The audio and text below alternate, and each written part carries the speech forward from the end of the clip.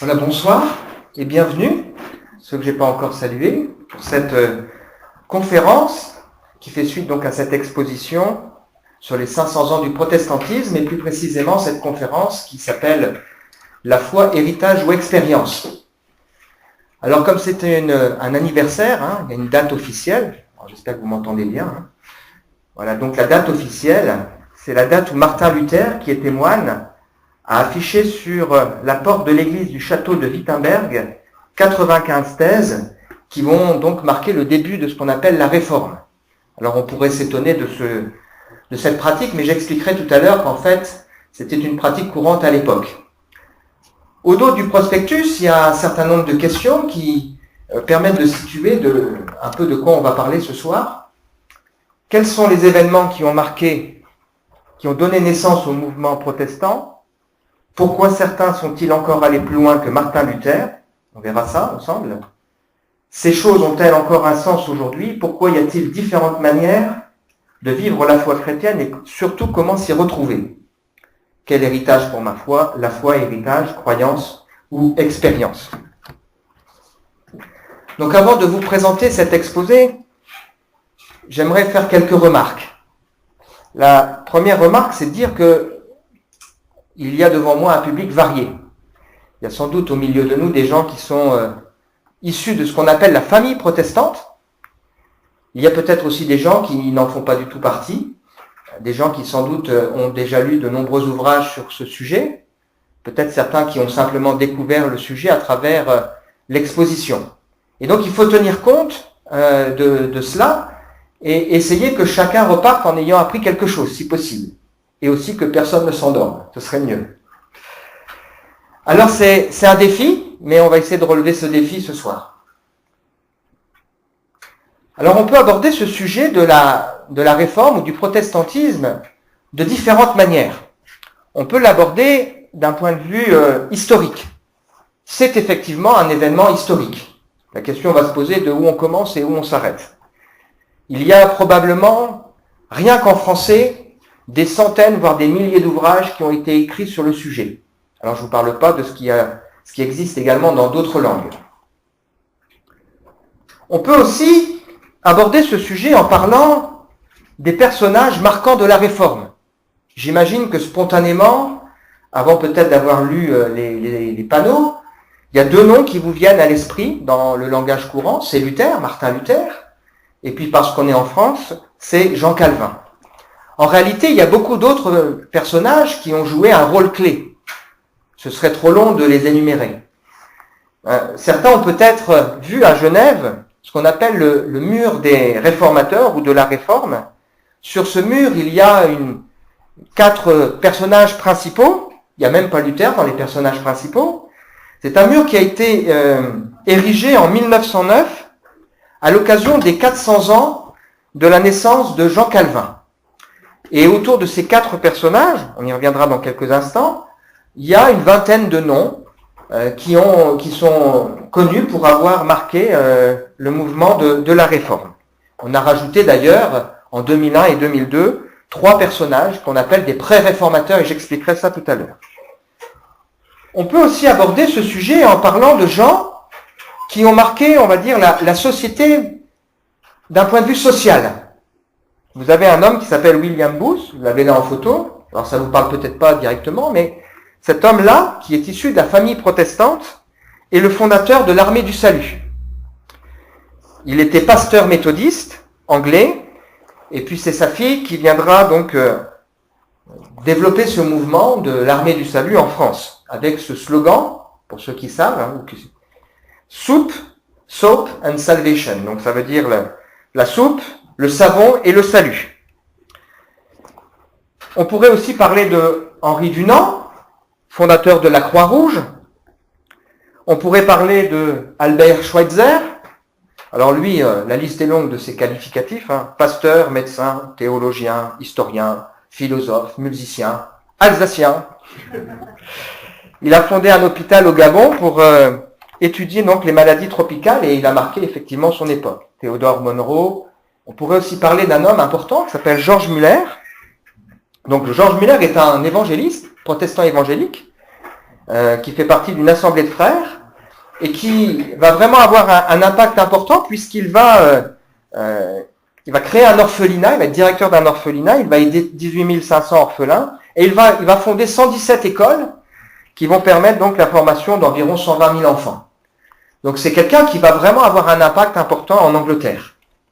Et puis on pourrait aussi citer Martin Luther King, qui lui a joué un rôle clé aux États-Unis, qui était pasteur baptiste américain et qui sera donc assassiné. Et puis on pourrait citer aussi Jean-Sébastien Bach, un grand musicien. C'est ici simplement quelques noms.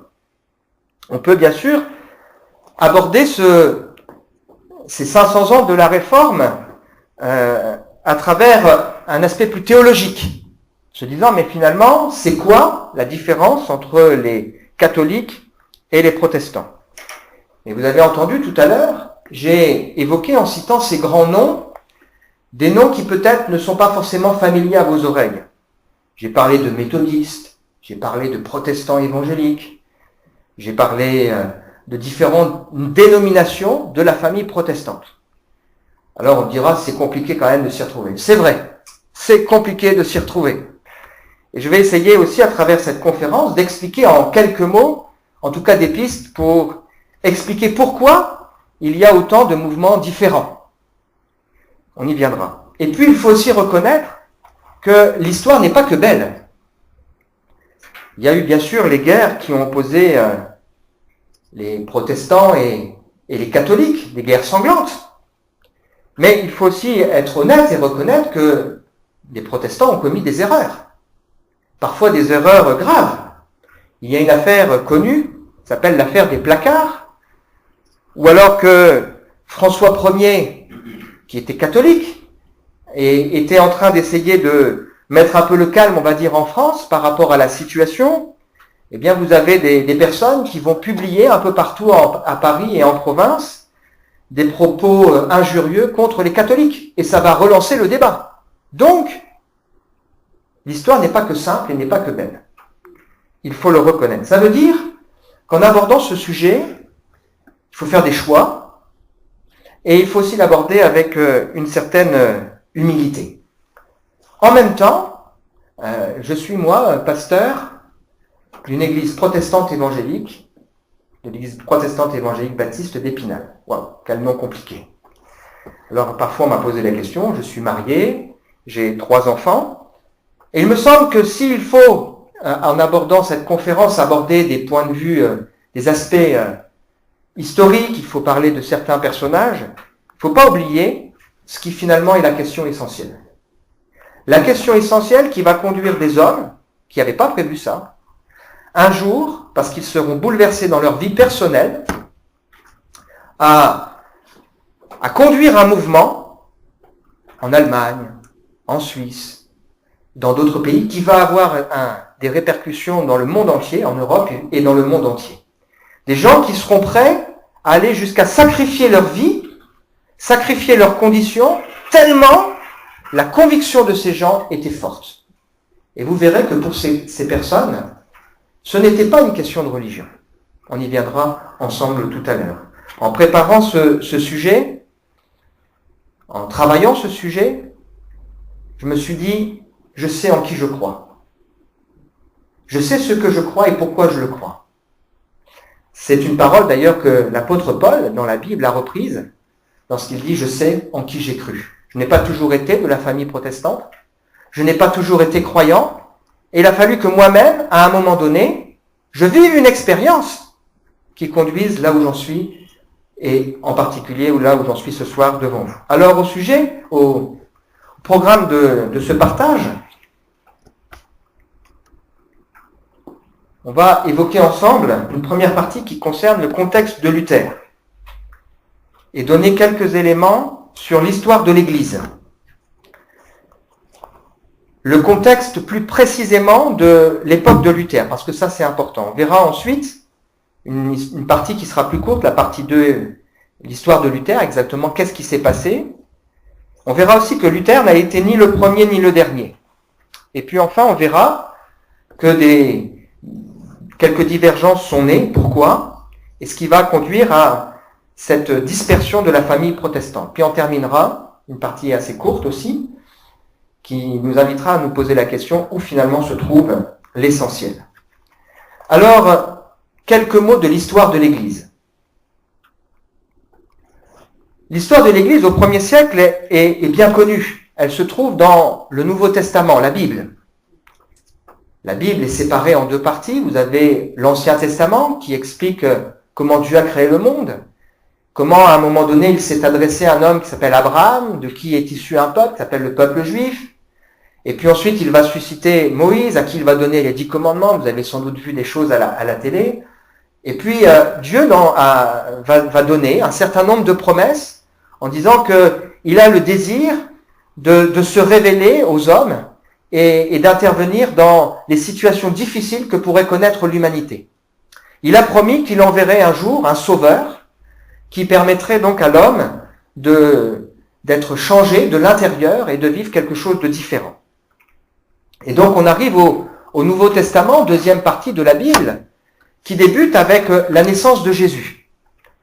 Jésus qui naît miraculeusement, conçu par le Saint-Esprit, dans le sein de Marie, une jeune fille juive vierge et pieuse. Et cette jeune fille va accepter donc que Dieu se serve d'elle pour donner naissance à celui qui sera le Messie, celui que Dieu a promis. L'enfance de Jésus est très peu connue. On retrouve Jésus, il se fait baptiser lorsqu'il avait probablement autour de 30 ans, montrant ainsi le chemin à suivre et invitant les hommes à réfléchir à leur voie, réalisant qu'ils sont pécheurs, à se repentir et à se tourner vers Dieu. Et puis Jésus va aller de lieu en lieu, essentiellement autour de Jérusalem, au sens large du terme, et puis il va donc parler de Dieu, de la manière dont Dieu veut entrer en contact et en relation avec les hommes. Des Juifs et d'autres personnes vont accepter de suivre Jésus et seront donc des disciples. Ce sont des personnes qui, convaincues de ce que Jésus était en train de dire, convaincues en même temps que Jésus est celui que Dieu a promis qu'il enverrait dans l'Ancien Testament, vont accepter de laisser leur métier et vont s'engager à suivre Jésus. Jésus va enseigner, il va reprendre aussi les religieux de l'époque, avec lesquels il était très, très souvent en désaccord, en disant « vous avez tout compliqué en ajoutant tellement de choses, tellement de traditions à la loi de Dieu ». Il s'est pas fait que des amis. Et puis Jésus va commencer à dire à ses disciples que s'il est puissant, s'il est le Fils de Dieu, capable de faire des miracles, de guérir des malades, de multiplier des pains, de nourrir une foule nombreuse, il va expliquer aussi qu'il est venu spécialement pour mourir sur la croix. Ça, c'était difficile à entendre. Eux, ils imaginaient que Jésus, le roi, allait établir un royaume terrestre. Mais lui, il est venu montrer qu'il n'est pas question d'un royaume terrestre, il est question d'une autre chose, du royaume de Dieu qui est dans les cœurs et qui sera à venir. Jésus va mourir sur la croix, il va ressusciter, et il va donner à ses disciples une mission. Il va leur dire, allez par tout le monde, annoncez la bonne nouvelle, Dieu qui s'intéresse à l'homme, qui m'a envoyé, pour que l'homme puisse être réconcilié avec Dieu. Allez par tout le monde, annoncez cette bonne nouvelle, faites de toutes les nations des disciples, baptisez-les au nom du Père, du Fils et du Saint-Esprit. Et puis il leur dit, attendez de recevoir le Saint-Esprit, et ensuite vous pourrez aller. Et donc on découvre dans un livre particulier qui s'appelle le livre des Actes, le récit de la naissance de l'Église. Le mot Église vient d'un mot grec, ecclésia, qui veut dire l'ensemble des gens qui s'assemblent. Et donc les premiers disciples de Jésus, ce sont des gens qui, convaincus dans leur cœur par un message, vont décider de suivre Jésus et de partager cette nouvelle autour d'eux. Ils n'ont rien imposé autour d'eux. D'ailleurs, très rapidement, on va se moquer d'eux, et pour se moquer d'eux, on va les appeler des chrétiens, c'est-à-dire des petits Christ. Ce mot était en réalité au départ une moquerie, pour dire vous voulez vivre comme a vécu le Christ. Et puis, ces hommes au départ vont se contenter de parler aux Juifs et surtout à Jérusalem. Mais la persécution va les conduire à se disperser un petit peu partout.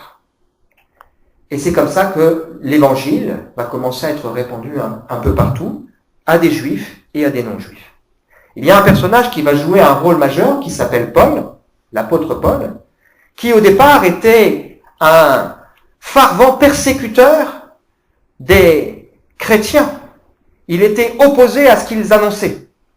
Et cet homme, Paul, alors qu'il était en route sur ce qu'on appelle le chemin de Damas, donc ce récit dans la Bible, va à un moment donné être convaincu qu'il s'est trompé et que celui qu'il persécute, c'est en réalité bien le Fils de Dieu, le Sauveur du monde. Et à partir de ce moment-là, tellement il est convaincu, il retourne entre guillemets sa veste et il se met à aller à droite, à gauche, à faire de nombreux voyages pour aller donc annoncer l'évangile et ainsi permettre à des personnes de devenir des chrétiens, des disciples de Jésus. Donc, le 1er siècle, ça se trouve dans le Nouveau Testament.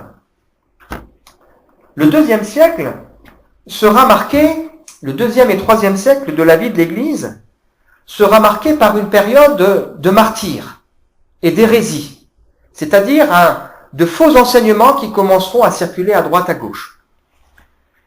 Il y a un homme qui s'appelle Tertullien qui a dit « Le sang des martyrs est semence de chrétiens ». Ça veut dire que plus on faisait mourir des gens qui, de cœur, avaient choisi de suivre Jésus, plus d'autres personnes avaient et vivaient la même démarche.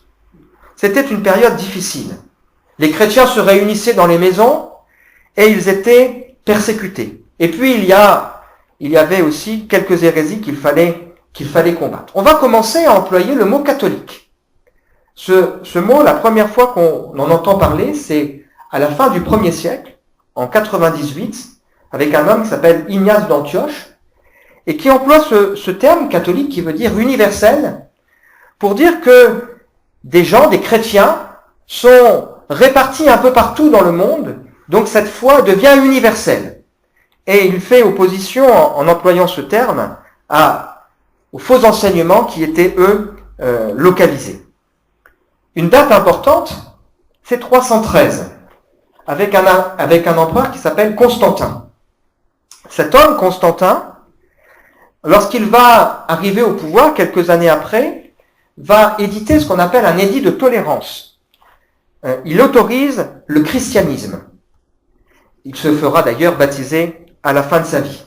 En autorisant le christianisme, il autorise les chrétiens à devenir propriétaires de leurs locaux. Ce qui va donc permettre d'avoir non plus simplement des gens qui se réunissent dans les maisons, des églises dans les maisons, mais des églises qui deviennent des lieux. Et progressivement, on appellera église non plus les chrétiens qui se réunissent, mais on appellera église des bâtiments. Donc, il va autoriser le chômage du dimanche, il va autoriser des tribunaux ecclésiastiques, et il va donc élever ses enfants dans la foi chrétienne.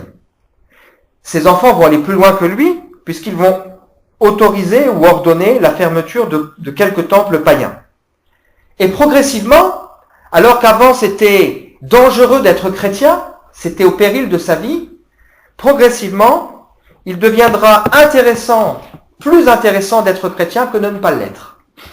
Il y a donc un deuxième personnage qui va jouer un rôle clé, c'est en 325.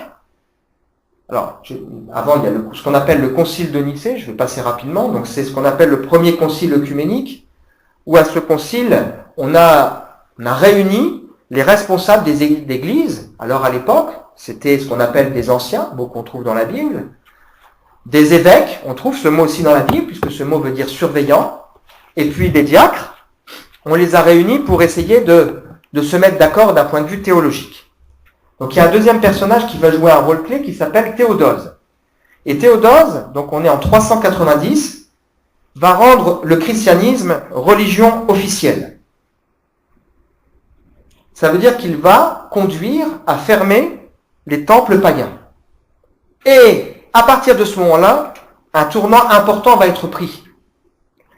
C'est le début de ce qu'on appelle des églises de multitude. On n'est pas chrétien parce qu'à un moment donné, on a compris quelque chose et qu'on a fait un choix de vie.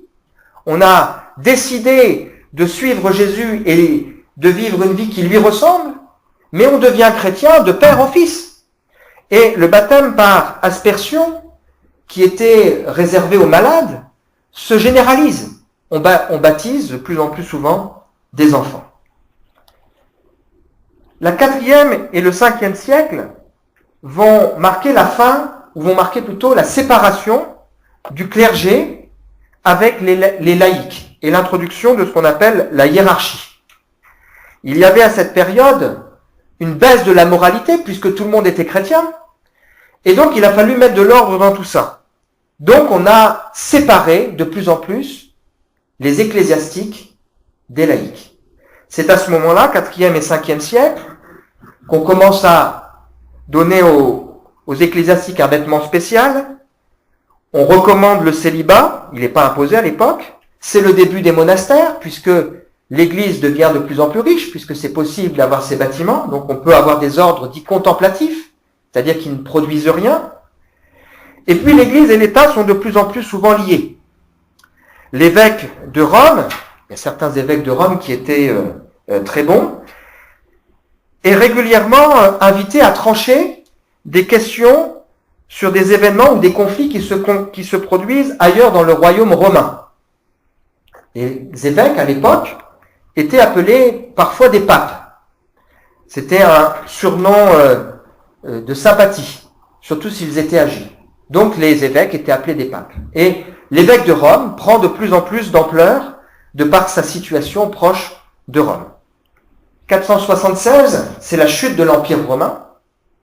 Alors cette date va être importante, pourquoi ? Parce que l'Empire romain va tomber par les invasions germaniques et le catholicisme, la religion officielle à l'époque, va se répandre partout en Europe, en particulier en Allemagne et autres. Et l'Église va commencer à devenir de plus en plus riche avec des propriétés. 622, c'est l'arrivée de l'islam. Alors vous allez voir pourquoi je parle de l'islam. 1054, c'est le schisme qui va séparer l'Église catholique orthodoxe de l'Église catholique d'Occident. Sachant que ces deux églises avaient déjà des différences théologiques importantes. L'une en Occident était d'influence latine, l'autre en Orient était d'influence grecque. Et par exemple, l'Église orthodoxe était contre le célibat, contre la tonsure qui existait à l'époque. Elle était pour un baptême par immersion et contre un baptême par aspersion. 1058-1061, c'est ce qu'on appelle le synode de Latran, avec cette fois la désignation officielle du pape, donc l'évêque de Rome, par une élection avec les cardinaux.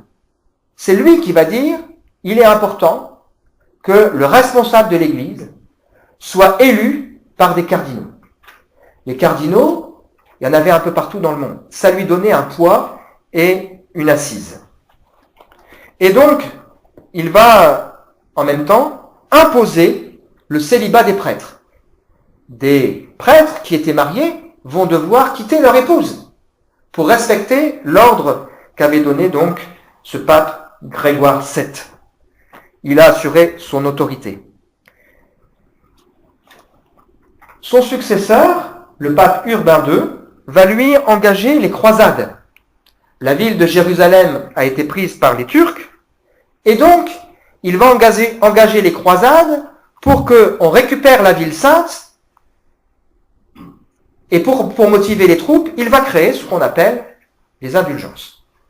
C'est-à-dire qu'il va dire que si des personnes s'engagent, soit financièrement, soit physiquement en allant en croisade, alors les croisés, on les appelle comme ça parce qu'ils avaient une croix sur l'épaule droite, eh bien ils bénéficieront d'une réduction de leur peine temporelle ou éternelle, c'est-à-dire le temps passé au purgatoire. C'est comme ça que sont nées les indulgences. Le contexte plus précisément de Luther. 3 remarques sur le contexte de Luther, c'est-à-dire le contexte de la société. On est ici dans ce qu'on appelle la fin du Moyen-Âge tardif, 1300-1500. Après la société, après avoir connu un développement important lié au progrès dans l'agriculture, la période du Moyen-Âge tardif est marquée par la peste noire qui va frapper partout en Europe et qui va décimer une grande partie de la population. Alors les chiffres sont difficiles à avoir. Mais on estime qu'en 5 ans, entre 30 et 50% des gens sont morts. Certains disent jusqu'à 80%, pour dire à quel point c'était quelque chose d'important. Ça veut dire que des maladies refont surface, des maladies graves qu'on n'arrive pas à endiguer, et ça veut dire que l'Europe est marquée par la mort.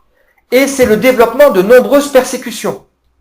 On croit beaucoup aux sorciers, on croit beaucoup qu'on jette des sorts, et les prédicateurs de l'époque jouent sur ce tableau pour parler de l'enfer, et l'image de Dieu dans la pensée des hommes, c'est un Dieu juge qui peut aussi bien nous faire du bien que nous faire du mal.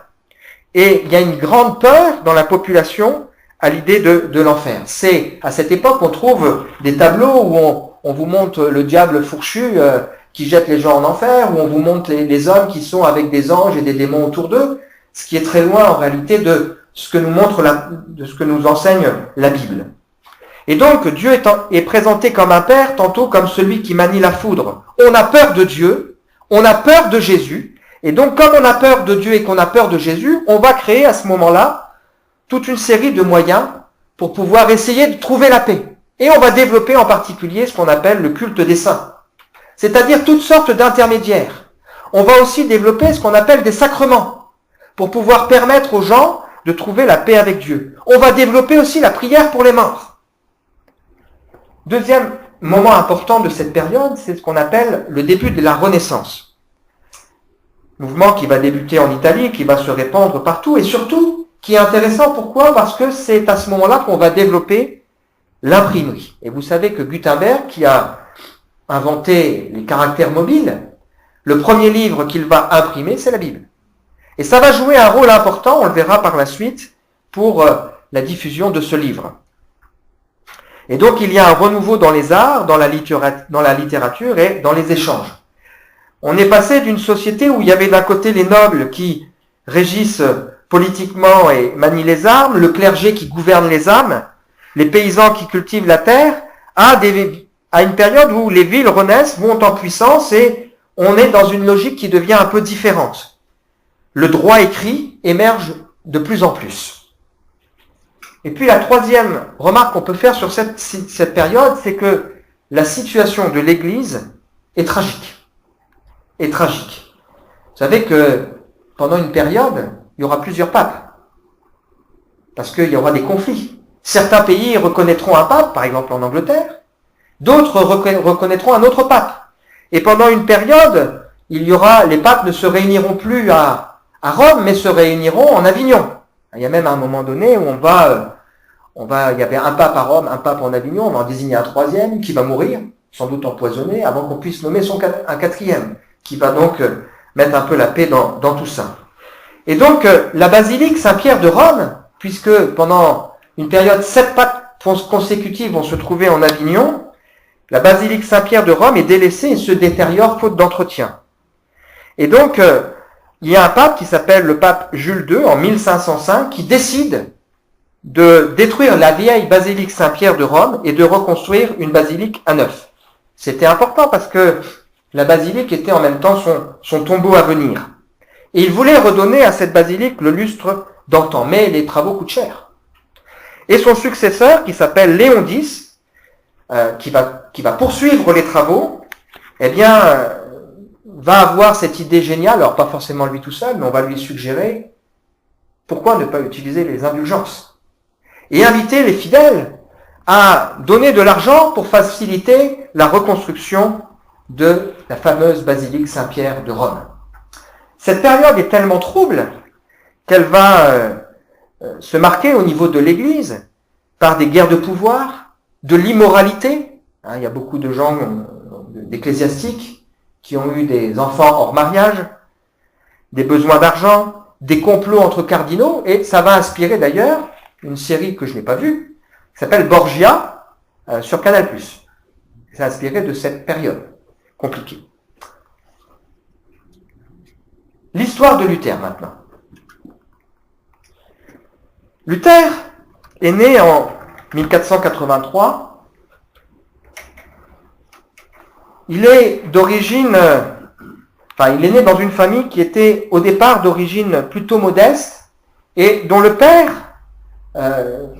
mineur, va beaucoup travailler pour élever le standing de la famille et va réussir, grâce à sa situation, à élever sa famille à la petite bourgeoisie. Il élève ses enfants de manière plutôt stricte et il est très fier d'avoir un fils qui s'appelle Luther et que ce fils puisse étudier le droit. Luther a perdu petit un frère. Certains disent qu'il est mort à cause d'un sort qu'on lui aurait jeté. Et donc, Luther est étudiant en droit. Et un jour qu'il traverse un champ, il y avait l'orage, il manque de mourir et d'être frappé par la foudre, il a tellement peur de mourir sans avoir reçu les sacrements qu'il prie. Alors il n'ose même pas prier Dieu, il n'ose pas prier Jésus, il n'ose pas prier Marie, il prie Sainte Anne, la mère de Marie, en disant « Si tu me sauves, je deviendrai moine ». Et effectivement, il échappe à la mort, et il a tellement peur qu'il s'engage pour devenir moine, donc en 1505. Dans sa pensée, et en appui de la théologie de Thomas d'Aquin, le fait de revêtir l'habit monastique lui permet de retrouver l'innocence de son baptême. Ça n'a pas été facile pour les parents d'accepter la situation. Son père avait fait beaucoup de sacrifices pour que son fils ait une situation, qu'il devienne un homme de loi. Et j'ai dit tout à l'heure que les écrits prenaient de plus en plus de place. Et voilà que maintenant il veut rentrer dans les ordres. Et quand en plus il lui raconte comment il a eu cette conviction, son père se dit « Mais est-ce que tu n'es pas sûr que c'est le diable qui t'a pas inspiré une telle attitude ?» Mais au moment où il y a cette discussion, ils vont perdre deux enfants de la peste. Et donc devant ces fléaux, il va accepter que son fils rentre donc au monastère. Donc il va y entrer à l'âge de 21 ans. Il sera ordonné prêtre 2 ans plus tard, dans la cathédrale d'Erfurt en Allemagne.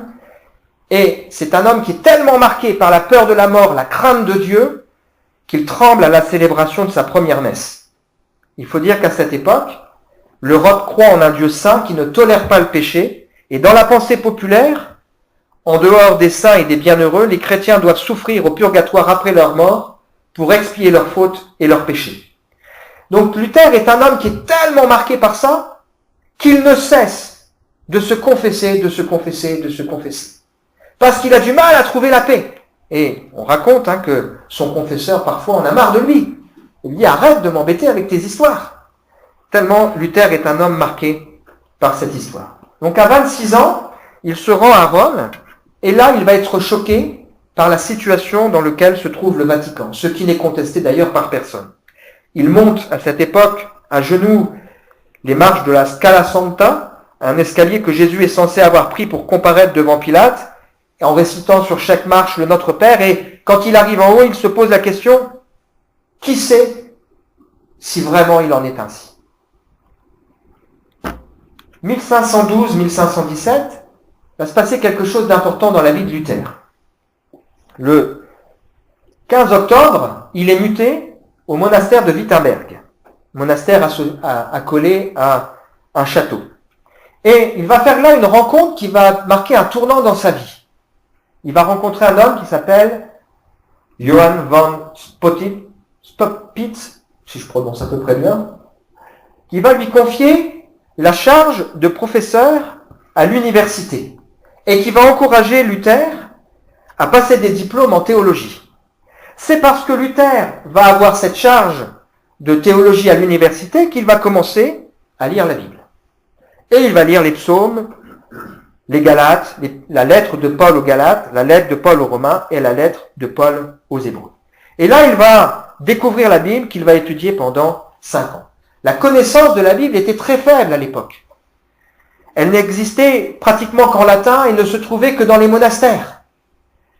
Et donc, Luther va commencer à lire la Bible. Et là, il va faire une découverte majeure. Il lit l'épître de Paul aux Romains et il découvre que l'évangile, gospel en anglais, bonne nouvelle, c'est la puissance de Dieu pour le salut de quiconque croit. Il découvre que l'homme peut être déclaré juste devant Dieu sur la base de quoi? Non pas de ses mérites, non pas de ses sacrifices, non pas de ses souffrances, non pas de sa piété, non pas de ses renoncements, puisqu'il était dans un ordre très strict, qui imposait beaucoup d'abstinence, mais il découvre qu'on peut être déclaré juste devant Dieu uniquement sur la base de la foi. Et il écrit ceci: intraitable, je bousculais Paul à cet endroit, donc l'apôtre Paul, désirant ardemment savoir ce que Paul voulait dire, jusqu'à ce qu'enfin Dieu ayant pitié, et alors que je méditais jour et nuit, je remarquai l'enchaînement des mots, à savoir, la justice de Dieu est révélée en lui, comme il est écrit, le juste vit de la foi. Alors, je me sentis un homme né de nouveau, et entré dans les portes grandes ouvertes du paradis même. À l'instant, l'écriture m'apparut sous un autre visage. Ce passage de Paul fut pour moi la porte du paradis. Il a vécu une expérience personnelle sur la base de la découverte de ce texte biblique qui a bouleversé sa vie et qui lui a donné l'assurance du salut éternel qu'il n'avait pas pu obtenir en se confessant, en faisant toutes sortes d'efforts. Et puis voilà que, alors que Luther a cette grande conviction, voilà que quelqu'un débarque pour vendre des indulgences. Alors on dit qu'on en a vendu dans la ville voisine, certains disent qu'il est même venu jusque là où Luther officie en tant que moine, un homme qui s'appelle Tetzel, qui arrive pour vendre des indulgences, en disant aux gens, achetez et vous limiterez votre temps au purgatoire, vous limiterez vos souffrances. Et bien sûr, Luther, qui a découvert que tout ça c'était faux, il est indigné de cette situation. Il rentre chez lui en colère, et le soir, il rédige donc 95 thèses pour au départ dénoncer les indulgences. À l'époque, il y avait une pratique courante. On pouvait afficher sur la porte des universités des sujets qui allaient être débattus en public. L'objet de ces sujets, c'était de susciter un débat contradictoire entre des personnes qui connaissaient le sujet. Donc c'était une pratique courante. Et donc Luther, le 31 octobre 1517, va afficher ces 95 thèses qui disent qu'il n'est pas d'accord avec la pratique des indulgences. Ces thèses sont écrites en latin et dénoncent donc les erreurs qui sont en train d'être véhiculées. Pour Luther, ce n'est pas dans un objectif de provocation, ce n'est pas pour provoquer une rupture avec Rome, c'est simplement pour dire je ne veux pas qu'on vende des indulgences à ceux à qui j'enseigne autre chose à travers le regard que j'ai compris de la Bible. Donc il ne veut pas à cette époque quitter l'Église catholique. Il ne veut pas créer une nouvelle religion. Il ne veut pas créer un mouvement qui va le dépasser. Il veut simplement ouvrir un débat. Mais, 31 octobre, le lendemain, c'est le 1er novembre. Et, comme une coïncidence de l'histoire, le 1er novembre, c'est la Toussaint. À la Toussaint, on avait l'habitude, dans les églises de l'époque, d'afficher les reliques des saints. Et les croyants de l'époque pensaient que, en touchant les reliques, c'est-à-dire des objets qui ont appartenu à des saints, soit des ossements parfois, ou des vêtements, eh bien, ils pourraient obtenir une grâce particulière. Ça veut dire que, le 1er novembre, beaucoup de gens vont venir à l'église et vont découvrir les fameuses thèses de Martin Luther. Et il y en a un qui va prendre ces thèses et qui va commencer à les diffuser un peu partout. Rapidement, ces thèses seront traduites en allemand et dans d'autres langues, et en un mois, elles seront diffusées partout en Europe. On annonce qu'un jeune moine allemand, qui était jusqu'alors inconnu du public, a écrit un traité contre les indulgences. Et voilà que l'histoire prend un tournant différent. Le conflit en 1517-1519 va grandir. On demande à Luther de se rétracter. On lui dit que il faut qu'il enlève ce qu'il est en train de provoquer. Il refuse parce que il est tellement convaincu qu'il ne peut pas aller à l'encontre de sa conscience. Ce qui conduit à ce que Luther va approfondir sa connaissance de la Bible. Et au lieu simplement de dénoncer les indulgences, il va en arriver à mettre en doute le fait que le pape serait infaillible, que les autorités religieuses auraient, entre guillemets, la science infuse et pourraient décider de ce qui est juste et de ce qui ne l'est pas. Il remet en cause, à travers sa lecture, l'idée du purgatoire et même du célibat des prêtres. Pourquoi ? Parce qu'il comprend à travers la Bible que le chef de l'Église, c'est la Bible qui le dit, ce n'est pas un homme, mais c'est Jésus-Christ lui-même, qui possède un sacerdoce, c'est-à-dire un ministère, qui ne peut pas être transmis. C'est ce que nous dit l'épître, la lettre aux Hébreux. Et donc, dans cette histoire, dans ce moment compliqué où on va dire à Luther, explique-toi de ce que tu penses, il va à un moment donné avoir cette réflexion qui fait sourire. Pourquoi le pape ne délivre-t-il pas d'un seul coup toutes les âmes du purgatoire? Pour le plus juste des motifs, par simple charité, par compassion, pour leur souffrance, alors qu'il en délivre certains pour le motif le plus futile, pour un argent indigne, la construction de sa basilique. Alors on n'est pas d'accord avec ce que fait Luther, on le menace d'excommunication, c'est-à-dire de mettre hors de la communauté. Et vous savez que, en dehors de l'Église, c'est ce qu'on disait à l'époque, pas de salut. Si on sortait Luther de l'Église, ça veut dire qu'on considérait qu'il était banni. Mais Luther dira ceci, « Je préférerais être maudit et banni par vous et vos pères, plutôt que d'être béni et loué en votre compagnie. Je n'ai rien à perdre. Si je meurs dans le Seigneur. Cherchez quelqu'un d'autre à intimider. » On va provoquer des débats. Donc il y a un débat qui est célèbre, qui s'est tenu à l'université de Leipzig, du 27 juin au 16 juillet, donc qui a duré, je crois, 18 jours, donc pour vous dire. Donc là, on est en 1519. Et on demande à Luther de se rétracter. Le sujet de ce débat, c'est le pouvoir du pape, l'autorité de l'Église, le libre arbitre de l'homme face à la grâce divine et les indulgences. Luther refuse. Alors on va publier ce qu'on appelle une bulle papale, le 15 juin 1520, en demandant à Luther de retirer ses erreurs. Donc une bulle, c'est ce que vous avez là, c'est la bulle qui a été publiée le 15 juin 1520. Et on donne à Luther un temps. On lui dit, voilà, tu as jusqu'au 15 décembre 1520, sinon tu seras excommunié. Et donc, une bulle, c'est un acte juridique rédigé par le pape qui impose donc sa loi.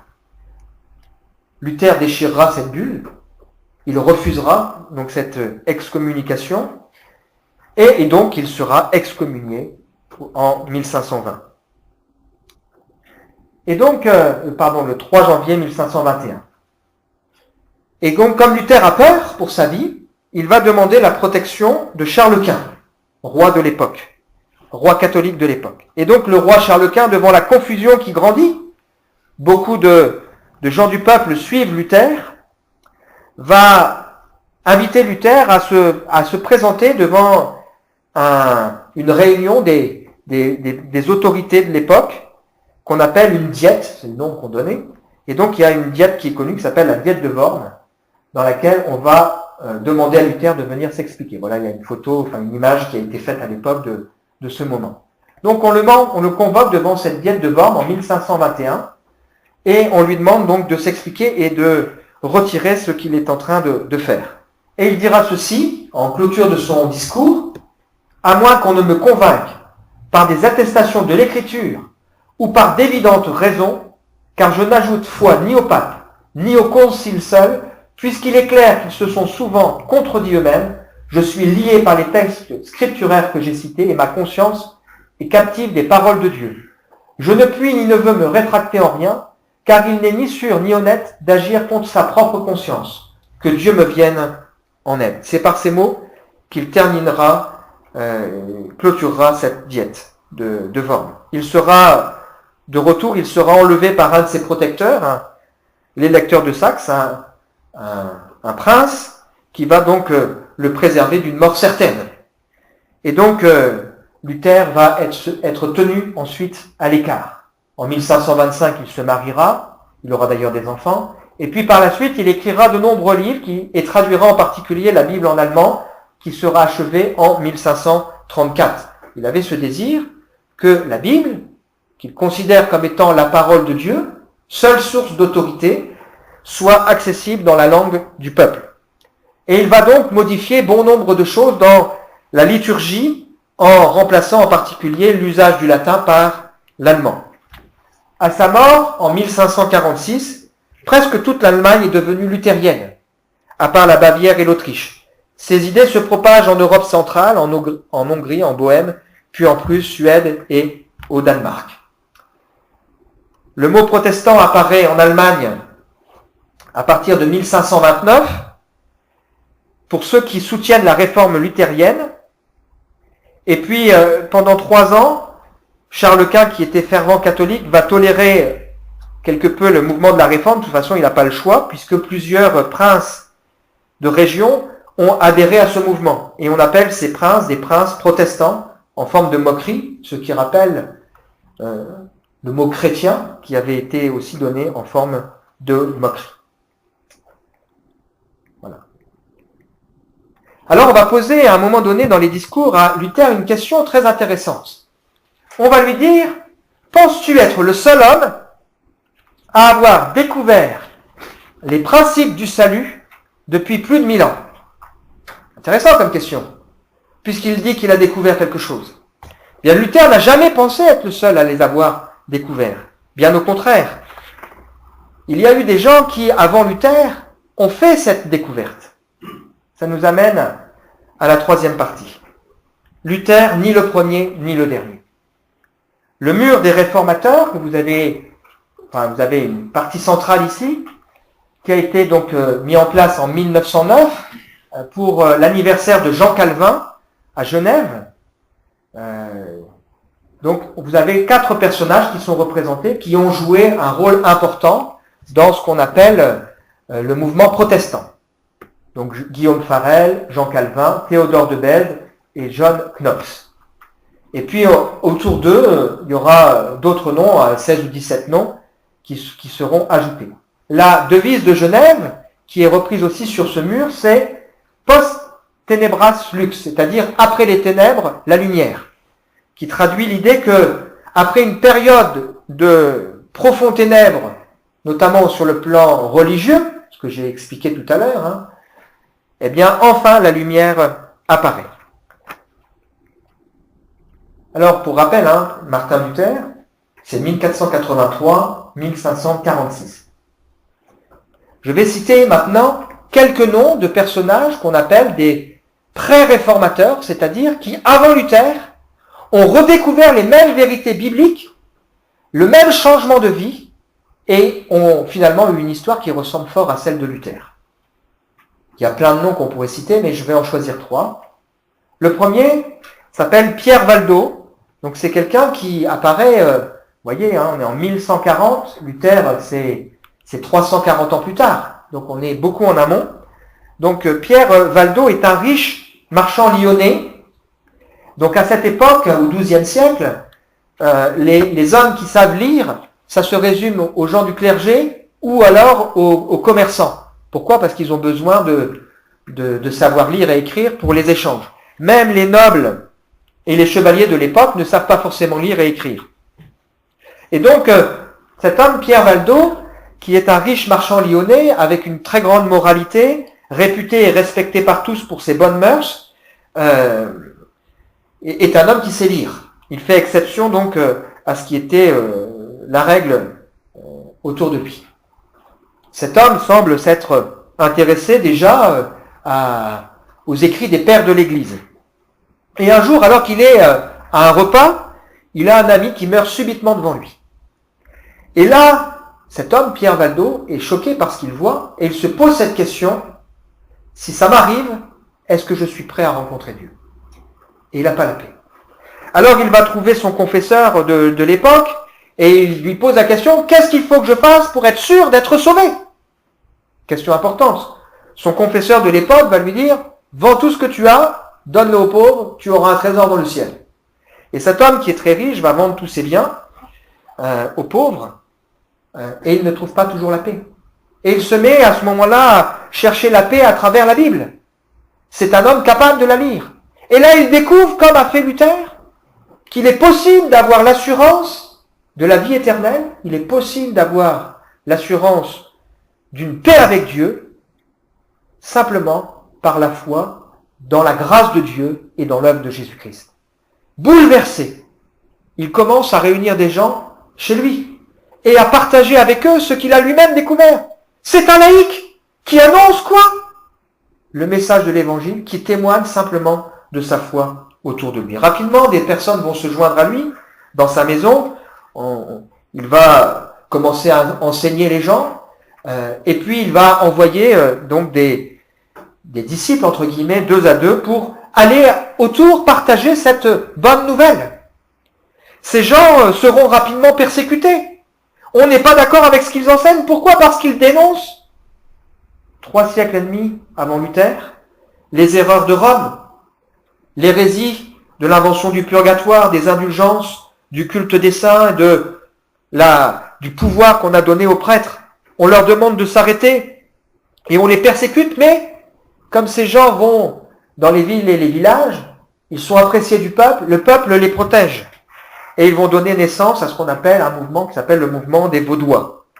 Donc, ils vont réussir à se cacher. Et ils vont connaître de terribles persécutions. Pierre Valdo va, avec l'aide de 2 prêtres, traduire la Bible en langue provençale, ou en tout cas une partie de la Bible en langue provençale. Pourquoi? Pour redonner cet écrit accessible aux gens du peuple.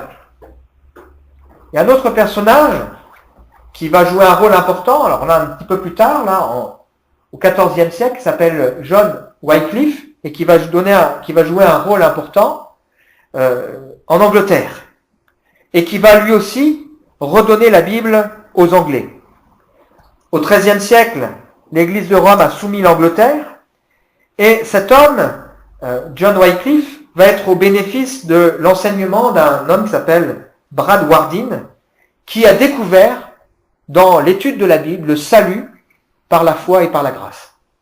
Et donc cet homme, au bénéfice de cet enseignement, et en même temps affligé et apeuré par la peste qui fait des ravages à cette époque, va lui aussi découvrir le salut par la grâce et la foi en Jésus-Christ. Et il partage ce qu'il a reçu, il l'enseigne à ses étudiants donc sur Oxford. Il prêche dans un langage simple et il reproche lui aussi au clergé d'avoir mis de côté la Bible et demande à ce qu'elle soit rétablie dans l'Église. Il s'oppose à l'époque aux moines mendiants qui profitent de leur situation pour s'enrichir sur le dos de la population. Et il s'oppose aussi au pape. Et donc on va aussi le persécuter par rapport à cela. On va même inventer une loi qui ordonne de le jeter en prison et ainsi que tous ceux qui le protègent. Il va échapper à la mort et il va donc se concentrer sur la traduction de la Bible. Plus tard, après sa mort, à cause de l'influence qu'il a eue, on va, lors du concile de Constance, en 1415, décider qu'il mérite d'être excommunié, et donc on va sortir les restes de cet homme, en 1428, et on va les brûler et les répandre dans la rivière, pour l'influence qu'il a pu avoir dans le royaume d'Angleterre. Un troisième, Jean Hus, qui va avoir aussi son influence. Donc là, on est en 1371-1415. Donc c'est aussi quelqu'un qui était prêtre et qui va découvrir les récits de Wycliffe et qui, à travers ça, va faire la même expérience de redécouverte de la foi, de la paix avec Dieu, et va donc répandre aussi cette parole autour de lui. Il sera lui-même excommunié par le même concile, le concile de Constance, brûlé comme hérétique le 6 juillet 1415, et ses cendres seront jetées dans le Rhin. Donc Luther n'a pas été le premier. N'a pas été le premier. J'ai cité que 3 noms, mais il y en aurait bien d'autres. Qui ont des points communs: découverte de la Bible, découverte du message originel, le cœur touché, et qui décident de prêcher un message simple autour d'eux et de traduire la Bible dans la langue du peuple. Luther n'a pas non plus été le dernier. D'autres noms importants sont à souligner. Un personnage qui a joué un rôle clé qui s'appelle Ulrich Zwingli, donc qui est contemporain de Luther, et qui sera à l'origine de la réforme en Suisse. Cet homme qui va annoncer ce qu'il a découvert à travers les les écrits de Luther et qui va ce qu'on appelle se convertir à la foi en Jésus-Christ, mourra d'ailleurs dans une bataille. Cet homme va conduire à ce que la Suisse soit séparée, donc avec les villes qui sont plutôt protestantes et puis les hameaux qui sont plutôt restés catholiques. Il bénéficiera de la protection des princes qui lui permettra d'échapper à la mort. Et puis un autre qui va jouer un rôle important, plutôt en France, qui s'appelle Jean Calvin. On l'appelle l'avocat de Dieu parce qu'il n'était pas prêtre, c'était aussi un laïc, un homme de loi, qui va jouer un rôle clé parce qu'il va rédiger de nombreux écrits qui font encore référence aujourd'hui. Il va quitter la région parisienne à cause de cette affaire des placards, cette période dont j'ai parlé tout à l'heure, ou alors que c'est déjà complètement tendu. Voilà, en une nuit, on placarde un peu partout des écrits injurieux contre les catholiques qui obligent donc Jean Calvin à quitter Paris et donc à se réfugier à Strasbourg, puis en Suisse, etc., etc. Il mourra à 55 ans, épuisé par le travail. Quatrième partie, avant d'aborder en conclusion ce qui est finalement la question ou les questions fondamentales, on y reviendra, qui a amené d'ailleurs le titre de cette conférence, la foi, héritage ou expérience. Souvent, les gens se disent, c'est compliqué quand même l'histoire. Et puis il y en a des églises à droite, à gauche, tu sais quoi les points communs, pourquoi tout ça. J'ai eu l'occasion d'expliquer que je suis pasteur dans une église protestante baptiste sur Épinal, donc qui se revendique de ce qu'on appelle la famille protestante. Mais dans une famille, vous savez, il y a parfois des différences, des divergences d'opinion. C'est ce qui se passe dans la famille protestante. J'ai parlé tout à l'heure d'hommes qui portent des noms méthodistes, l'armée du salut, etc., etc. Pourquoi est-ce que c'est si compliqué? Quand j'ai distribué des invitations pour cette exposition et cette conférence, il y a un monsieur qui m'a dit « C'est qui le chef de l'église chez vous ?» C'est vrai que la question se pose. Luther a répondu à cette question en disant que le chef de l'église, selon la Bible, c'est Jésus-Christ. Et ce n'est pas un homme. Et donc c'est ce qui va conduire à ce qu'on appelle le mouvement protestant, selon un principe qui a été un adage de la Réforme, Ecclesia Reformata Semper Reformata, donc une église qui se réforme sans cesse. Au centre de ce qu'on appelle la famille protestante, il y a ce qu'on appelle la liberté de conscience, qui a été réintroduite. Pendant longtemps, on a dit aux gens ce qu'ils devaient penser. C'était le pouvoir du clergé. Les réformateurs vont inviter les hommes et les femmes à avoir la liberté de conscience. Ce n'est pas dire chacun doit définir en fonction de ce qu'il croit, ce qui est bien et ce qui est mal, c'est pas ça. Mais ça veut dire que chacun peut s'approprier par lui-même la Bible et décider en son fort intérieur de ce qu'il croit. On remet la Bible au centre de la foi. Et cette notion de liberté de conscience va pouvoir conduire à des compréhensions différentes, en tout cas sur certains points. Cela ne signifie pas qu'on fasse n'importe quoi. Ça conduit donc à remettre la Bible au centre de l'étude. Ça va conduire très rapidement à une séparation entre ce qu'on a appelé d'un côté les luthériens et de l'autre côté les réformés. Je ne sais pas si vous avez déjà entendu, luthériens, réformés. Alors on appelle les réformés parfois des calvinistes. Pourquoi? Parce que c'est Jean Calvin qui a joué un rôle très important dans la partie, dans ce qu'on appelle les réformés. Et cette séparation sera consommée, entre guillemets, lors d'un colloque qu'on appelle le colloque de Marbourg en 1529. Ils sont d'accord sur 14 points, les points essentiels, on va dire, ou presque essentiels. Et il y en a un sur lequel ils se heurtent, c'est la compréhension du repas du Seigneur. Je passe. On pourra y revenir s'il y avait des questions sur le sujet. Et puis derrière, il va y avoir des gens qui, en lisant la Bible, vont aller encore plus loin et vont reprocher aux luthériens et aux réformés de ne pas aller assez loin dans certains domaines. C'est ce qui va donner à ce qu'on appelle la réforme radicale à l'origine des mouvements protestants évangéliques. Alors, qu'est-ce que la réforme radicale? En fait, tout va commencer en Suisse dans une période concomitante à l'histoire de Luther et en particulier, plus précisément, à l'histoire de Zwingli, qui lui a développé le protestantisme en Suisse. Zwingli a été protégé grâce aux princes des villes dans lesquelles il se trouvait. Et il y a des hommes qui étaient proches de lui, en trois en particulier, qui s'appellent Konrad Grebel, Georges Blaurock et Félix Mans, qui en lisant la Bible vont interpeller Zwingli sur deux points essentiels. C'est la séparation de l'Église et de l'État et le baptême des enfants ou le baptême des adultes. Lorsqu'ils lisent la Bible, leur compréhension des choses, c'est que le baptême est un acte qui suit la foi et qui se pratique sur des personnes consentantes, des adultes. Et Zwingli n'est pas forcément contre, mais il n'est pas prêt à faire ce pas. Pourquoi? Parce que il est protégé par les princes qui sont en place, et le fait de baptiser des enfants, de garder ce lien très fort entre l'Église et l'État, ça permet de faciliter le recensement des populations, donc le paiement de l'impôt. Et c'est compliqué d'oser franchir le pas, d'aller plus loin.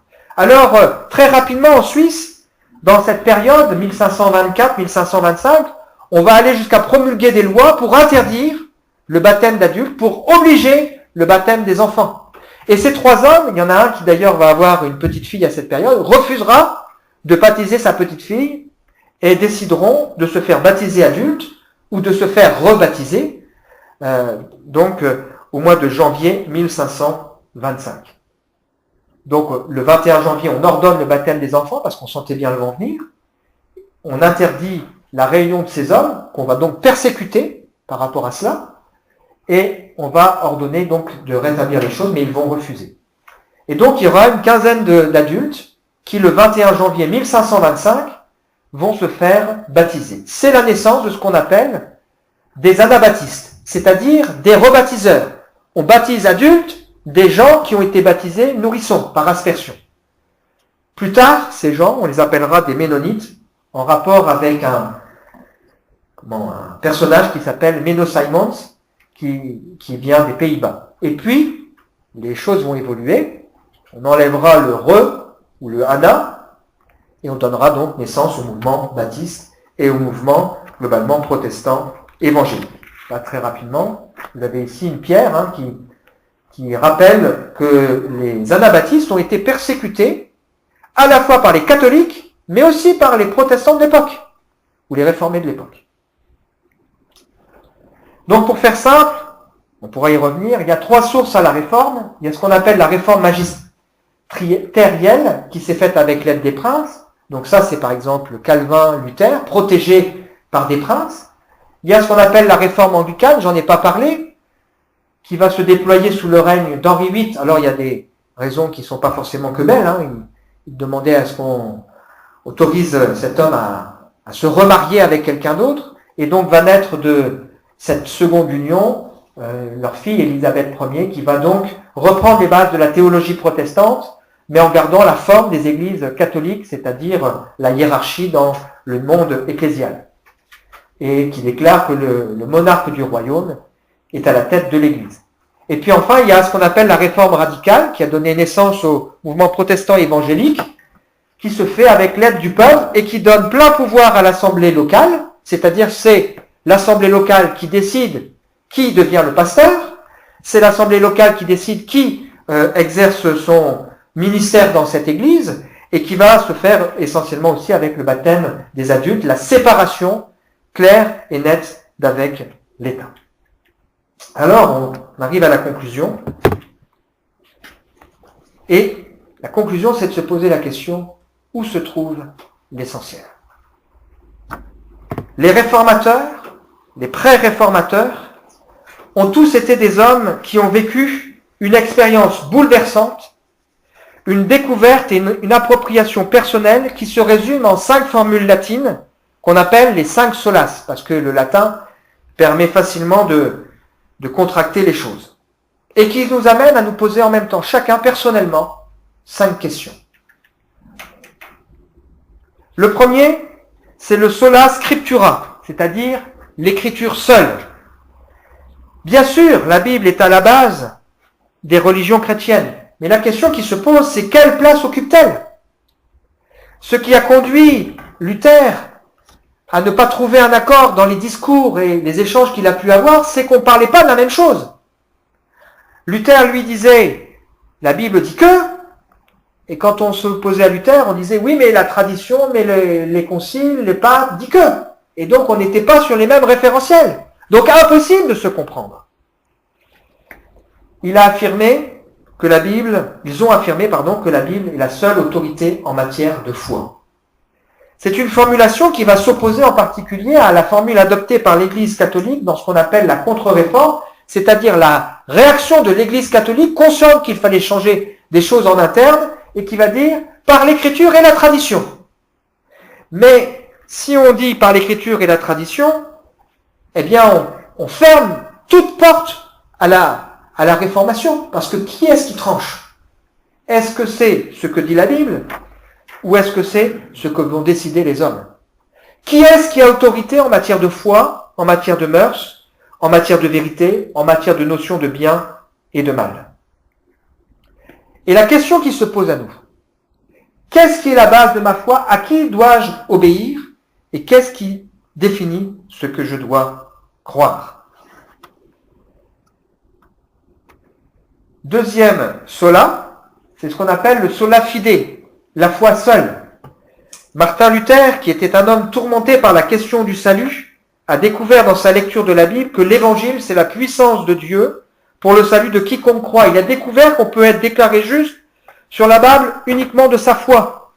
Cette formulation oppose l'idée de se présenter devant Dieu sur la base de ses œuvres, de sa propre justice, de ses mérites ou de sa piété. Luther était un homme exemplaire.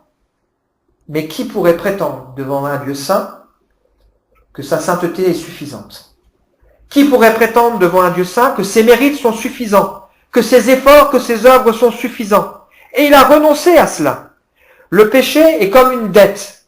On comprend bien ça puisque parfois il nous arrive de dire à quelqu'un qui nous a fait du mal, je veux qu'il paye pour ce qu'il m'a fait. Ça nous laisse bien l'idée d'une dette. On va aussi employer cette expression, on va dire, il me doit bien ça avec tout ce qu'il m'a fait. Donc le péché est comme une dette et la foi consiste à croire que c'est Jésus-Christ qui permet de nous remettre la dette que nous avons vis-à-vis de Dieu. Luther emploiera une image, il dira que le croyant qui place sa foi dans la personne de Jésus est comme une femme dépravée, couverte de dettes, qui épouse un homme riche. Avec ce mariage, les dettes et la richesse s'annulent. Et donc, il est possible d'être devenu déclaré juste par la foi et la richesse qu'il y a en Jésus-Christ. À la question qu'on a posée à Jésus, qui peut être sauvé? Jésus va répondre, ce qui est impossible aux hommes est possible à Dieu. Ça veut dire que le salut ne peut pas se trouver naturellement sans un miracle de la part de Dieu. La foi ne s'oppose pas aux œuvres. C'est par grâce que vous êtes sauvés. Par le moyen de la foi, cela ne vient pas de vous, c'est un don, un cadeau que Dieu fait. Ce n'est pas par les œuvres afin que personne ne se glorifie, mais vous êtes sauvés pour de bonnes œuvres. Donc on a souvent opposé en disant, vous les protestants, vous pensez qu'il n'y a pas d'œuvre à faire. Si, on croit qu'un arbre se reconnaît à ses fruits. Et que la foi qui change la vie se traduit naturellement par des choses concrètes dans la vie. Et donc, cette idée de la foi seule pose cette question à chacun de nous, que dois-je faire pour être sauvé? Qu'est-ce que je dois faire? La réponse de la Bible, la réponse des réformateurs, c'est croire dans l'œuvre parfaite de Jésus-Christ. Troisième sola, c'est le sola gratia, par la grâce. Par la foi ne veut pas dire que Dieu apprécie et trouve que la foi est tellement agréable, sympathique, qu'elle serait un contrepoids à toutes nos mauvaises œuvres, à nos mauvaises pensées, à nos désobéissances, à nos offenses. Ce n'est pas ça. Ce n'est pas, en quelque sorte, la foi une super œuvre qui compense les autres. Mais c'est la foi dans la grâce de Dieu. C'est-à-dire la foi dans cette qualité qui fait que Dieu est à l'origine du salut. Qui fait que Dieu est à l'initiative de cette possibilité pour l'homme d'être réconcilié avec lui. La grâce, c'est une attitude de bienveillance de Dieu. Une faveur imméritée qui conduit Dieu à nous aimer malgré le fait que nous sommes rebelles à lui, malgré le fait que nous sommes sales devant lui. Et la foi s'exprime dans le fait qu'on croit en la grâce qui permet d'obtenir le salut en Jésus-Christ. La foi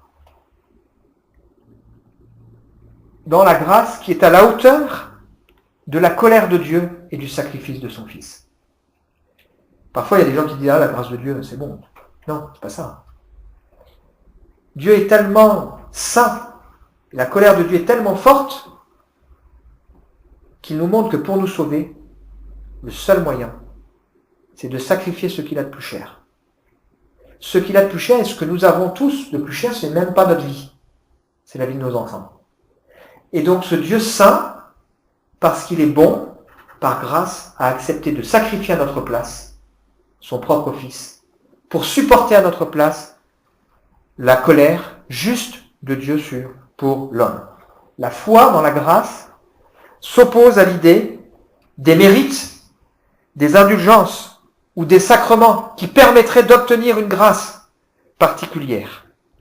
Elle répond à cette question: qu'est-ce qu'il faut faire pour acheter, gagner ou mériter le salut? Est-ce que le salut n'est pas quelque chose qui s'hérite, c'est-à-dire qu'on reçoit par la mort de quelqu'un d'autre, la mort de son Fils? Quatrième sola, c'est solo puisque c'est le solo Christo, par le Christ seul, celui que Dieu a donné par amour afin que quiconque croit en lui ne périsse pas. Ça ne veut pas dire qu'on ne va pas connaître la mort physique, mais ne périsse pas dans le sens ne soit jamais séparé de Dieu. Quiconque croit en lui ne périsse pas, mais qu'il ait la vie éternelle. C'est l'idée que Dieu qui veille sur l'histoire des hommes a promis dans l'Ancien Testament qu'un jour il enverrait un sauveur, et ce sauveur c'est son propre Fils Jésus-Christ, qui s'incarne pour venir à la rencontre et au secours de l'humanité. C'est l'idée que ça s'oppose à l'idée qu'il est possible d'avoir d'autres intermédiaires que Jésus-Christ. La Bible nous dit qu'il n'y a qu'un seul intermédiaire entre Dieu et les hommes, Jésus-Christ homme. Pourquoi? Il s'est donné lui-même en rançon pour tous.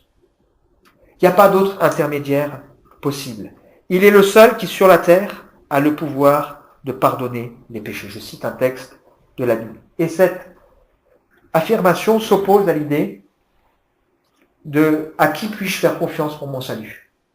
Est-ce que je décide de faire confiance à un saint ou est-ce que je décide de faire confiance au Saint Fils de Dieu, Jésus-Christ, le Sauveur? Et enfin, le dernier, c'est « Soli Deo Gloria », à Dieu seul la gloire.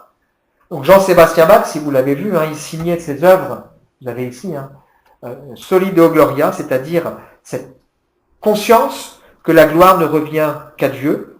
Et ça évoque l'idée que la réponse que nous devons apporter à la grâce de Dieu, au don de Jésus-Christ, à la foi qu'il est possible, par laquelle il est possible d'entrer en communion avec Dieu, la réponse c'est la gloire de Dieu. Dieu qui est à l'origine de tout et de toutes choses. Et finalement, ça s'oppose à quoi? À la gloire qu'on va donner à autre chose qu'à Dieu. La gloire des intermédiaires, la gloire qu'on va donner à l'Église, la gloire qu'on va donner à un super-homme chef de l'Église, la gloire qu'on va donner à un pouvoir, à une autorité ecclésiale, alors que la gloire ne revient qu'à Dieu seul. L'histoire n'est pas finie, L'histoire de l'Église, elle s'est continuée avec des guerres de religion, avec on a 8 en France, avec des massacres, avec des édits qui vont proclamer la tolérance, puis qui seront révoqués, puis enfin la séparation de l'Église et de l'État, la laïcité, qui a été portée par les protestants en 1905, qu'on est en train de remettre en question. C'est pas parce qu'aujourd'hui on est en train de dire est-ce que laïcité ça veut dire on accepte que chacun puisse penser différemment, ou est-ce que finalement on interdit de penser à des choses comme les choses de Dieu. Avant d'avoir un temps de questions-réponses, J'aimerais simplement dire que j'ai été personnellement élevé dans la tradition, sans conviction réelle, sans foi même en l'existence de Dieu, j'étais même plutôt athée. Mais je remercie Dieu de ce que, comme il l'a fait pour les réformateurs, lorsque j'étais enfant, j'étais tourmenté par une question, la question de la mort. J'avais peur de la mort. C'est ce qui a permis qu'un jour, lorsque un chrétien protestant évangélique est venu me parler de son expérience personnelle et m'a invité à découvrir Dieu d'une autre manière, j'ai accepté par curiosité, de vouloir en savoir davantage. Et là, j'ai découvert effectivement, à travers la Bible, ce qu'ont découvert les réformateurs. Un Dieu qui est aux commandes de l'univers. Un Dieu qui a donné son Fils. Un Dieu qui m'aime. Et avec qui il est possible d'être réconcilié. Et j'ai fait cette expérience de transformation de vie qui m'a conduit à pouvoir dire maintenant j'ai plus peur de la mort parce que je sais en qui j'ai cru et j'ai l'assurance de mon salut. À qui la gloire.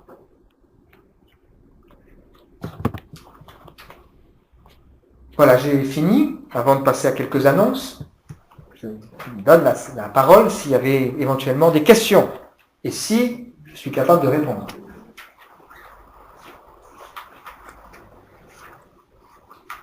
Oui ?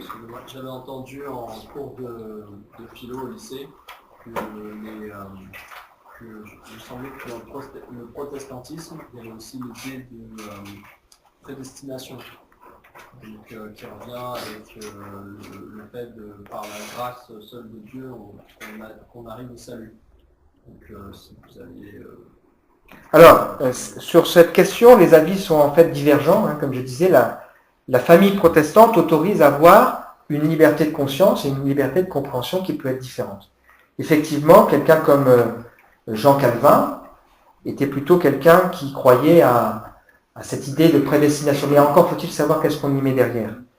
Selon Jean Calvin, la prédestination ne s'oppose pas à la justice de Dieu, elle ne s'oppose pas au libre arbitre de l'être humain. Dieu nous a créés libres et nous laisse le choix à un moment donné, par rapport à ce qu'on entend, de dire oui, je suis d'accord ou non, je ne suis pas d'accord. Donc c'est réducteur de dire ça. Je ne dis pas que ça n'existe pas, mais c'est réducteur. Ce qu'il faut comprendre, c'est que souvent, nous, on essaye de faire entrer Dieu dans nos limites et notre compréhension humaine. Et Dieu est infini.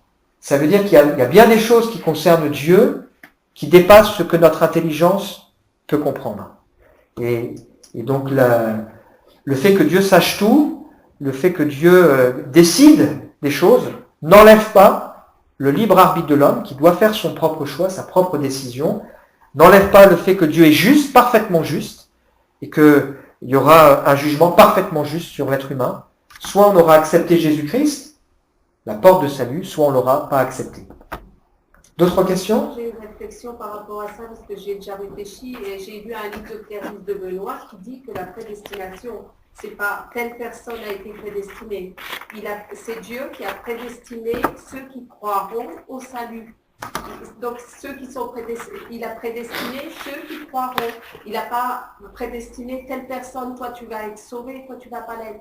Il a prédestiné au salut ceux qui croient. Voilà, donc il y a plusieurs positions.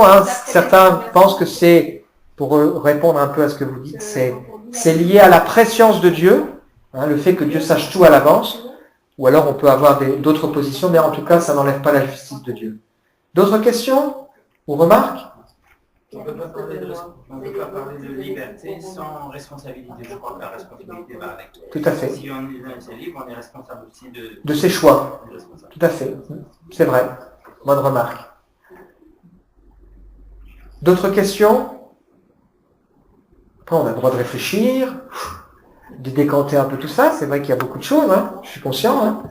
Et puis d'y réfléchir, il y a ma carte, si vous voulez, pour poser des questions, soit à l'issue de cette conférence, soit un peu plus tard. Il y a aussi des livres qui sont là pour nous aider.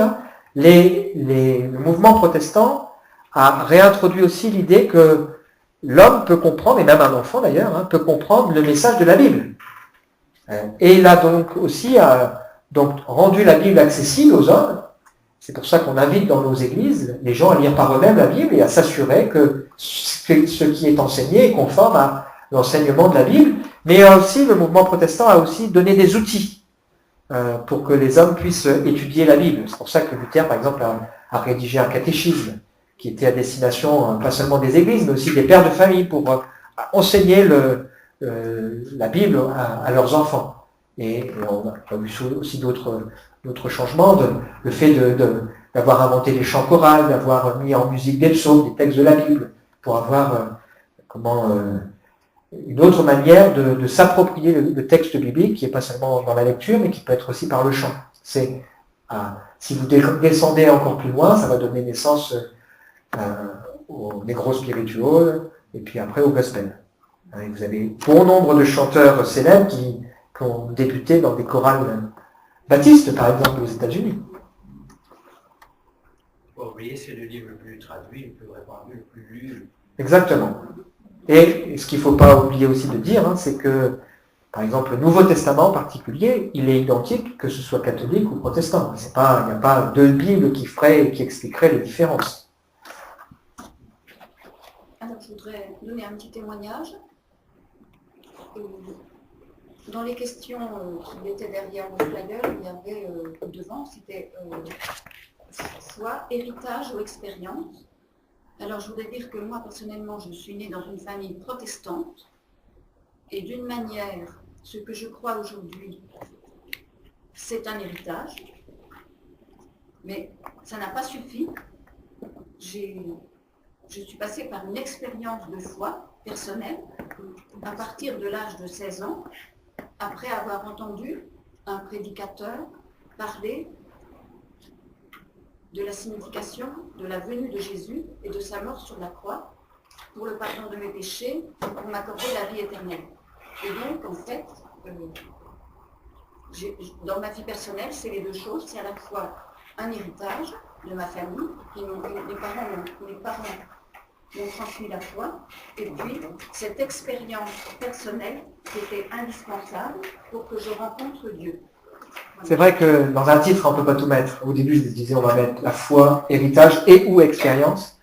Parce que Luther, comme les autres, ont fait une expérience, mais se sont appuyés sur un héritage qui leur a été transmis par les premiers chrétiens, qui est la Bible. Ou d'autres se sont appuyés sur un héritage qui leur a été transmis par leur famille ou par d'autres qui ont vécu quelque chose. Donc, on ne peut pas dire qu'on balaye l'héritage complètement. Quelque chose pour moi personnellement. Je n'ai pas, pour mon compte personnel, c'est pas que je ne voulais pas, mais je ne pouvais pas, j'étais au bout d'une grande famille. Donc maman a eu deux enfants, moi, je n'ai jamais été catholique. Je n'ai, à part dans l'église, dans les églises j'y allais, les messes de nuit, tout ça, mais moi j'ai connu le Seigneur en moi-même, quand j'étais jeune. Et ce que je vous dis, c'est que j'ai découvert vraiment la vie de Dieu, comme il est aujourd'hui, à l'âge de 45 ans. Il n'y a pas d'âge, effectivement. Donc c'est vrai que la Bible, moi je pense qu'il faut déjà être Dieu au départ, il faut aussi être obéissant. Et la Bible, je pense que Dieu, on le découvre. Bien sûr, il y a l'enseignement, il y a l'Église. Et je pense que c'est personnel du fait que si vous croyez en Dieu et que vous avez la foi, vous avez dit, vous découvrez plein de choses. Voilà, donc il y a plusieurs remarques qu'on peut faire. Ce qui caractérise les églises protestantes évangéliques, c'est que ce n'est pas un héritage, c'est-à-dire on n'est pas chrétien, mais on le devient. Ça nécessite de passer par une expérience qui fait que c'est un choix personnel que les uns et les autres font. J'ai 3 enfants, j'en ai 2 qui sont des grands, qui ont plus de 20 ans. J'en ai un qui a fait le choix de s'engager dans la foi chrétienne. Et j'ai une fille qui, pour l'instant, ne l'a pas fait. Même si je peux prier pour elle, croire que quelque chose se passe dans sa vie, elle a sa liberté, qui est réelle pour faire cette démarche personnellement. Oui, parce que c'est pas toujours, moi j'ai l'expérience dans l'église, c'est pas toujours les fils de pasteurs qui s'engagent. C'est un choix personnel, ça reste un choix personnel, tout à fait. Ça se fait après, mais pas toujours comme on croit. Mais il y avait des bons catholiques aussi qui avaient la foi et qui gardaient aussi une foi dans la parole de Dieu longtemps avant 1500. D'autres avant Saint Thomas d'Aquin. Comme on l'a dit, en fait la première église, on pourrait dire c'est une église évangélique.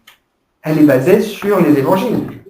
Après, on a appelé cette église-là catholique, parce que le mot catholique veut dire que la foi chrétienne s'était répandue partout, et le mot catholique veut dire universel, c'est-à-dire qu'elle n'était pas limitée à un peuple ou aux gens d'un pays, mais qu'elle pouvait être concernée tout le monde. Donc, sur cette base aussi de se dire que la foi, c'est quelque chose qu'on doit vivre et s'approprier, c'est important pour nous de ne pas nous tromper dans la vraie question. Pour Luther, comme pour les autres, c'était pas une question de religion. C'était une question de savoir comment on vit la relation avec Dieu. Et c'est une erreur que de renvoyer la question à la religion. La question, c'est qu'est-ce que je vis, qu'est-ce que je crois, si je reviens sur ce qui est là, hein, qu'est-ce que je crois qu'il faut faire pour être sauvé, ou à qui mettre ma confiance, etc., etc. Voilà. Et sinon, quelques annonces. Donc, nous avons des réunions, hein, donc l'église protestante baptiste d'Épinal. Donc, on se réunit rue Charlet, dans une salle municipale, parce que pour nous, l'église, c'est pas un bâtiment, comme j'ai expliqué, c'est l'ensemble des croyants, donc le lieu importe peu. Tant mieux s'il est confortable, hein, c'est quand même plus agréable. Donc, vous êtes bien sûr les bienvenus, et on essaie de découvrir le plus simplement possible donc la Bible, et de se l'approprier dans notre quotidien. Donc, on a des réunions le vendredi à 20h15. Par exemple, la semaine prochaine, on a une étude biblique.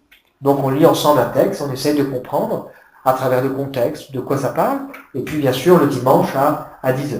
Et puis, notez dans vos agendas, on aura on fait très régulièrement des conférences ici.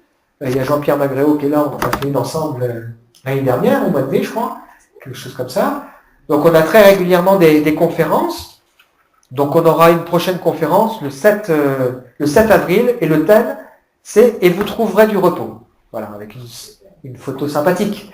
On aura aussi une chorale qui viendra d'Allemagne, qui fait une tournée, une chorale gospel, qui fait une tournée donc en France, à l'occasion de Pâques, et qui sera avec nous donc le 29 mars, et c'est l'église, le temple réformé qui nous ouvre ses portes pour accueillir cette chorale. Donc, vous voyez, on a de bons contacts. Voilà.